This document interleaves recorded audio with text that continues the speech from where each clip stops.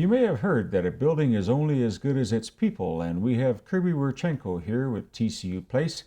Going to talk a little bit about the venue itself and what is being planned for New Year's and beyond that. Kirby, thanks for taking time out of that busy schedule I know you have. Absolutely easy. Thank you. Thanks for having me. I want to talk about Kirby first because there's a long history that you have with this city and the arts, performing arts. Where did you come from and how did you end up in the role you're in now? Well, I spent just a little over 13 years running the Broadway Theatre on the east side of the river. And, that was a labor of love. It was a place that had been saved. The building had been physically saved and it had all this great groundwork ready to go.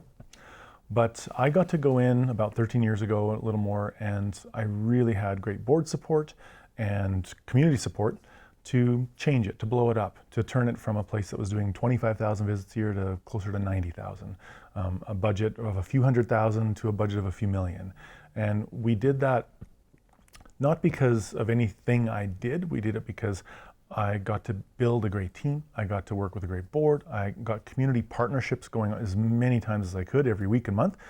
And what we did was respond to the community that owned it. It's a community-owned venue. And so, that's my 1 minute pitch on where I came from. And I really enjoyed that. And of course, that propelled me into a lot of work with, as you said, performing arts. So live music, dance, comedy, podcasts, etc. We rented the building. We would put shows in 10 to 12 venues around Saskatoon when we needed them. We built partnerships. And I got to do a lot of media locally because of that, because what we were doing in that space was trying to make sure that it reflected the community we're in. As you know, Saskatoon has internationalized more in the last 10 years than it probably has in 70. We tried our best to make sure we reflected that through what we put on the stage and on the screen and into the seats. And how we used that building really, like I said, just needed to be the best reflection of the people that needed it. So if you came in to rent it, it was your building that day, whether it was for a wedding, a funeral, a concert, an awareness event, a fundraiser, whether it was film programming that we were doing or concerts, like I said. So we just really tried to maximize it. So I came from that, and about 11 months ago, I started at TCU Place downtown. And in some ways, the buildings share some similarity. Really, TCU Place I see also as a community-owned venture. The difference is, of course, it does have one owner-member, and that is the city of Saskatoon. Buildings of that size tend to be owned and sometimes run by civic and or provincial governments and their staff. So I got to come in at a very, I think, unique and exciting time at TCU Place. I'm sure all your viewers know, but the building really is two lungs. The one lung is the conference and convention center. So we have a salon upstairs on the second floor. We have a grand gallery on the main floor. We have an incredible sales team that makes use of that space. And those are, again, rentals. We just had the SARM conference there yesterday and today. We'll have provincial court doing proceedings. We'll have weddings and funerals and everything you can imagine that could happen in a building space. We figure out a way to rent our space and make that happen for whoever needs it.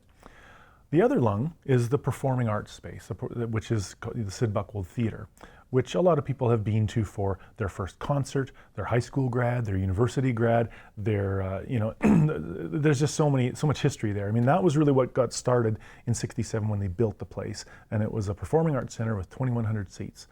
And as were many around Canada founded at that time, around the centennial.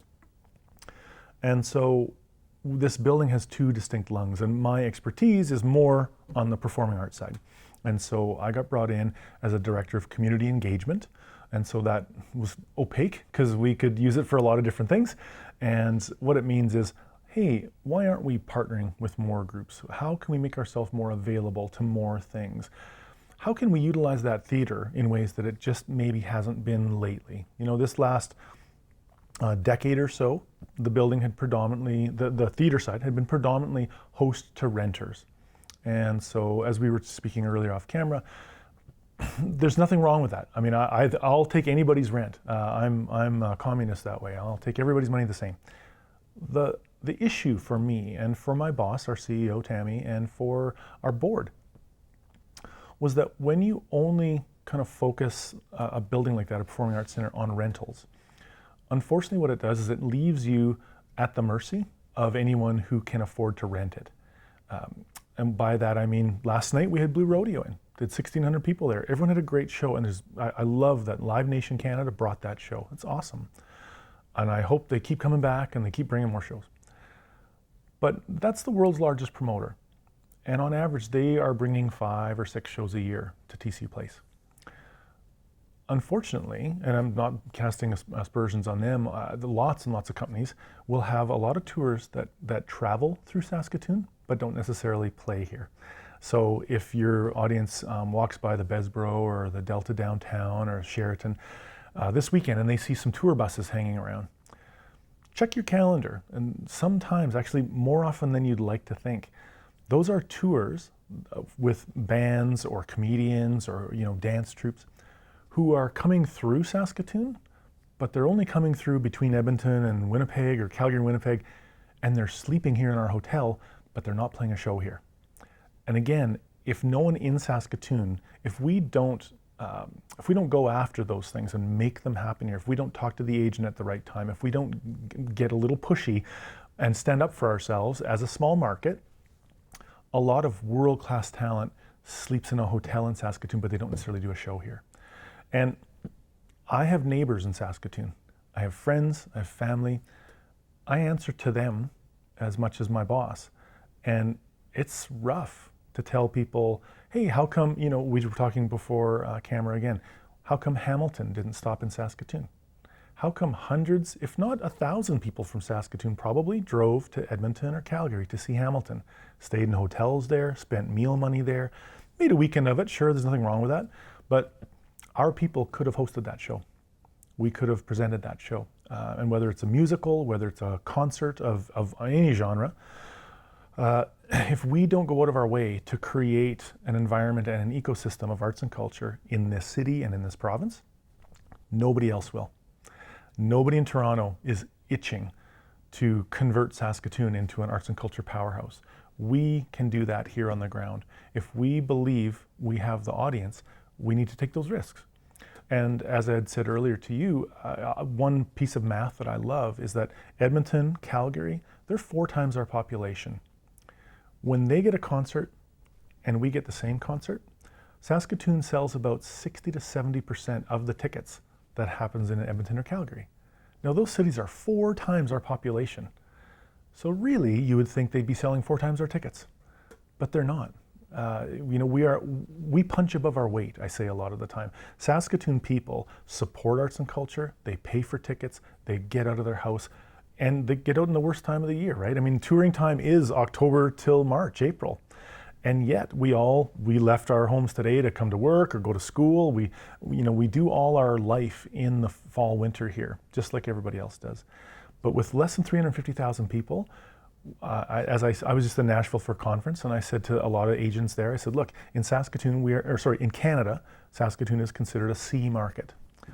And we punch like a B-. Like we really show up well. And so I want to keep on that track. And so with my work at TCU Place, I have, again, a great boss and a great board who support this kind of thought pattern and who say, it's not enough just to rent ourselves out. The conference and convention side of our business is booming, and we have an incredibly strong sales team that will keep it that way. So there's no problem there. It's not like we're going away from rentals. It's just that on the performing arts side, on that big theater side, I believe there's ways we can affect our city. I believe arts and culture affects people deeply. When you think about the last time or the next time you will buy a ticket to go see a show, you or your partner will buy that ticket, you'll put it on your fridge 3 months ahead, a week or 2 out, you'll tell your friends you're going, like maybe you'll even rope some friends in, oh, you don't know the band? I love this band, trust me, come to the band, come to the show.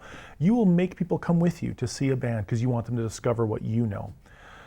And then a week out, you're starting to tell your coworkers, and the day before, you've made your plan, you've got a dinner reservation, you take off work an hour or 2 early so you can have a good dinner before your favorite show. That's something that is not like the treadmill of an average week of work, is it? I mean, that's a special thing. That's how you create a memory, is bringing in something that's special to a person or to a group or a couple or a family. And so, we'll do Boney M Christmas shows in December. and we will have 3,000 to 4,000 people of all ages, from this high to this high, all coming in, 3 generations. They will be dancing, and they really won't even use the seats that they paid for. They'll be standing most of those shows. We have the Sheepdogs coming next week. They're local boys. I've presented them before. The day they announced that they were in that Rolling Stone contest, it was on my stage at the Broadway Theatre. This weekend we have a symphony show Saturday, and on Sunday a ballet, and at the same time as the ballet, I've got a world-class poet doing a poetry show in the salon, all in one weekend. So I know that's a lot to ramble on about, but when you talk to me about what am I doing there, why am I there, what's the job, that's part of it. I mean, that's still not all of it, but that's a big part in my passionate intention. We really want to animate, and we want to make sure that the theater and the conference side work well together, that we find new synergies. As you know, yesterday the arena location got announced, and that's going to be throwing distance outside my office window. I can't wait for what could happen in the next 6 to 10 years with that amalgamation, with us being nearby, with TCU going through its own changes and modifications. We're a growing city. We need to plan not 3 or 5 years ahead. The arena right now is 35 years old. TCU Place is 55 years old. People that built TCU Place, they planned for now. They really did. And the kind of changes we need to do now in the theater to make the next 30, 40 years, they're not so drastic. Those people had vision, and so I too, as does our team, we want to have vision as well. And that can't mean just keeping up for this week or this month or even this year. Yes, we're coming out of COVID, but that talk about downtown entertainment district, that is a generational conversation. We are not talking for you and me. By the time those things are in place, we'll be looking for the seats where we have seating assist, where someone helps us down and helps us up, because we'll be getting older. But kids and grandkids and our neighbors, these are timely things. So hopefully that gives you a good coverage there. And then did you want to? New Year's, I guess we have about a minute left. Oh my God! Yeah. So really one of the most exciting event things that's on our windshield right now is on New Year's Eve, which is a Saturday this year. We're planning something called a Night to Remember.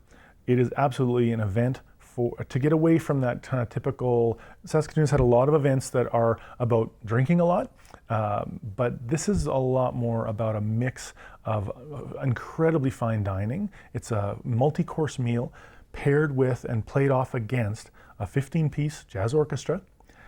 And it's not a night of jazz, it's the jazz orchestra being the backing band for 3 top-tier vocalists. So this is a night of dancing. It's a night for people who like to get dressed up. Is it black tie? No, we're calling it a black and white style. It's a night to remember. Come and make memories and make them how you want. And if that means business casual, or if it means black and white, or if it means a gown, do as you are, but make sure that you remember. I mean, this is a night of really high quality.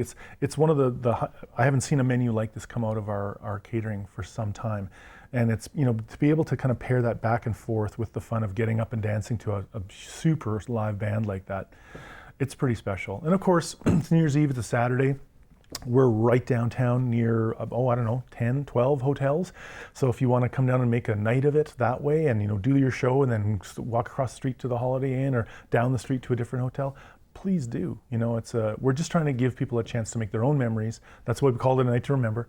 And we're excited because, of course, I'm an event guy. I sure hope this is the first of many. I hope we can see this every year for many years to come. I'll look forward to seeing you on the night of the 31st at TCU Place. I probably won't be dancing, and if I do, you probably won't want to see it. But yeah, I thank you for that. Thanks again, Kirby. Thanks for the time. We'll be right back.